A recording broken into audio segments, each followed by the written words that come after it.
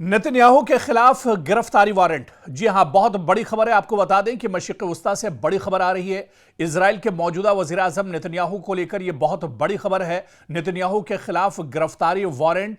क्या अब दुनिया के किसी भी मुल्क में कदम रखते ही नेतन्याहू की गिरफ्तारी हो सकती है? सोचिए, इजराइल के वज़ीर आज़म बिन्यामिन नेतन्याहू किसी ऐसे मुल्क पहुंचे जहां उनका सरकारी इस्तकबाल होना था, लेकिन एयरपोर्ट पर इस्तकबाल के बजाय पुलिस उनके इंतजार में खड़ी हो।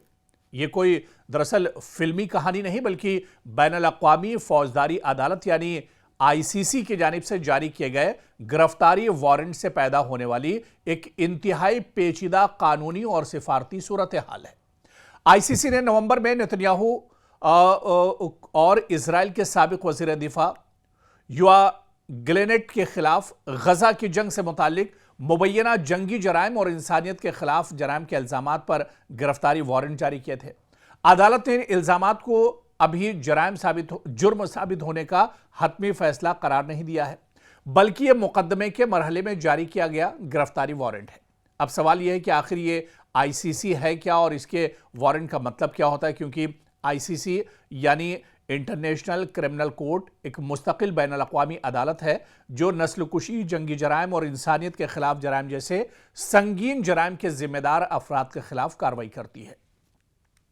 इस अदालत के रुकन ममालिक रोम इंस्टीट्यूट के तहत इसके साथ ताउन करने के पाबंद हैं। यानी अगर किसी ऐसे शख्स के खिलाफ आईसीसी का फाल गिरफ्तारी वारंट मौजूद हो और वो किसी रुकन मुल्क की हुदूद में दाखिल हो जाए, तो उसूली तौर पर इस मुल्क पर इसे गिरफ्तार करके अदालत के हवाले करने की जिम्मेदारी आयद होती है। लेकिन दरअसल आईसीसी के पास अपनी कोई पुलिस फोर्स नहीं है। वो खुद किसी मुल्क में पुलिस भेजकर नेतन्याहू को गिरफ्तार नहीं कर सकती। अदालत का इन्हिसार रुकन ममालिक के कौमी इदारों और हुकूमत पर है। यही वजह है कि मामला सिर्फ कानून का नहीं बल्कि सियासत और सिफारतकारी का भी बन सकता है। लेकिन मसलन यूरोप के कई ममालिक आईसीसी के रुकन हैं।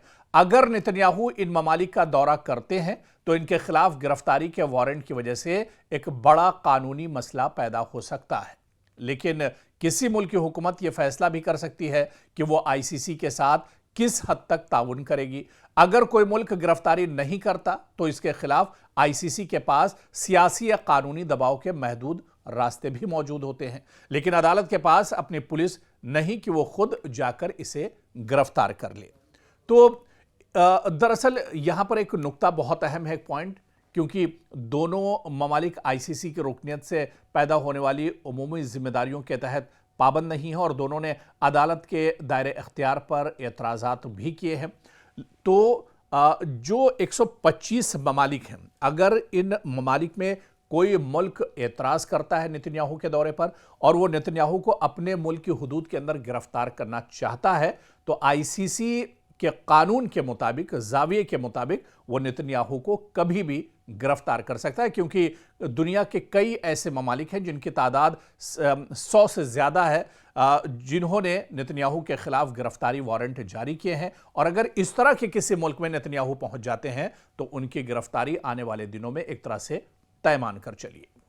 और इस वक्त बड़ी खबर आ रही है, आपको बता दें कि लीबिया पर ड्रोन से अटैक किया गया है। जी हाँ, लीबिया से बड़ी खबर आ रही है जहां पर ड्रोन के ज़रिए से बड़ा हमला किया गया है। दरअसल लीबिया की जो सबसे बड़ी ऑयल रिफाइनरी है, इसे निशाना बनाया गया है। जाविया ऑयल डिपो है, इसे निशाना बनाया गया। और जाविया ऑयल डिपो जहां पर रोज़ाना 1,20,000 बैरल जो ऑयल है वो एक तरह से प्रोड्यूस किया जाता है, यहां पर यह हमला किया गया है। और इसके बाद पूरे इलाके में एक तरह से हलचल तेज़ हो गई है। लेकिन बड़ा सवाल ये उठ रहा है कि लीबिया पर यह हमला किसने किया है, किसकी शय पर यह हमला किया गया है। लेकिन यह हमला काफ़ी बड़ा है क्योंकि लीबिया पर बहुत दिनों के बाद इस तरह से हमला हुआ और ड्रोन के ज़रिए से जाविया जो ऑयल डिपो है इसे निशाना बनाया गया है। इसके बाद अब मशरिक़ वस्ता में और खलीजी ममालिक में एक बार फिर से जो हलचल है वो और तेज़ हो गई है। लीबिया क्योंकि अभी तक बिल्कुल पुरअमन था, यहाँ पर इस तरह के हमले नहीं हो रहे थे, लेकिन एक बार फिर से जिस तरह से ड्रोन हमला हुआ है और जाविया ऑयल डिपो को निशाना बनाया गया है, उसके बाद से अब पूरे मशरिक़ वस्ता में और पूरे जो खलीजी मुल्क हैं वहाँ पर एक बार फिर से हलचल तेज़ हो गई है। और जिस ऑयल डिपो को निशाना बनाया गया है। जाविया ऑयल डिपो, यहाँ पर रोज़ाना की बुनियाद पर 1,20,000 बैरल जो क्रूड ऑयल है, खाम तेल है, उसकी सफाई होती है और ये यहाँ से प्रोड्यूस होता है। यानी ये काफ़ी अहम जगह है जिसे एक तरह से टारगेट किया गया है। और आपको बताते चलें कि कई ड्रोन, दरअसल एक के बाद एक कई ड्रोन ने यहाँ पर हमला किया है, टारगेट पर निशाना साधा है और उसके बाद से यहाँ पर काफ़ी ज़्यादा तबाही की खबरें इस वक्त निकल कर सामने आ रही हैं। हालांकि शुरुआती तौर पर अभी किसी के हलाक होने या मारे जाने की खबर इस हादसे में नहीं आई है, इस हमले में नहीं आई है और ना ही तो किसी मुल्क ने अभी तक इस हमले की जिम्मेदारी कबूल की है, क्योंकि एक ऐसे वक्त पर यह हमला लीबिया में किया गया है या जाविया ऑयल डिपो पर यह हमला किया गया है जब मशरिक़ वस्ता में अमेरिका और ईरान के दरमियान कशीदगी अपने शबाब पर है। इसके अलावा दूसरी तरफ इज़राइल भी लगातार मशरिक़ वस्ता पर एक तरह से निशाना साधे हुआ है और उसकी नज़रें भी मशरिक़ वस्ता पर एक तरह से लगी हुई हैं। तो कहीं ना कहीं ये अब सवाल उठ रहा है कि आखिर इस हमले के लिए ज़िम्मेदार कौन है, जिसने यह हमला किया है लीबिया के ऊपर। आखिर कौन दरअसल किसने यह हमला किया है? क्या इज़राइल की तरफ से यह हमला किया गया है या फिर ईरान ने यह हमला किया है या फिर अमेरिका की तरफ से यह हमला किया गया है? दरअसल बड़ा सवाल यही कि हमला किया किसकी तरफ से किया गया है और इसकी मंशा क्या कुछ है। जब मशरिक़ वस्ता में हालात इतने ज़्यादा कशीदा हैं तो फिर यह हमला किसकी तरफ से किया गया है?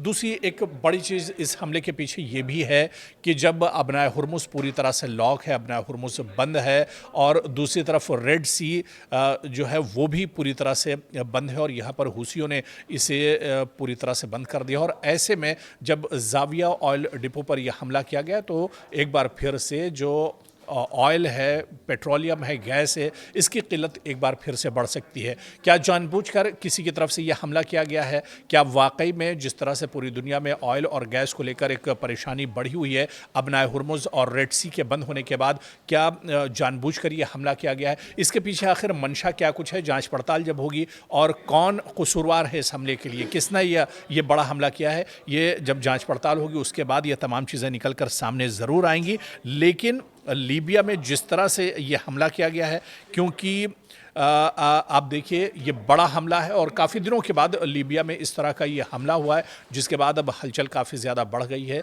सियासी तौर पर भी अब जो सरगर्मियां हैं वो काफ़ी ज़्यादा बढ़ गई हैं। लेकिन आने वाले दिनों में जब जांच पड़ताल होगी तब ये चीज़ें निकल कर सामने आएंगी कि किसकी मंशा पर यह हमला लीबिया के अंदर किया गया है।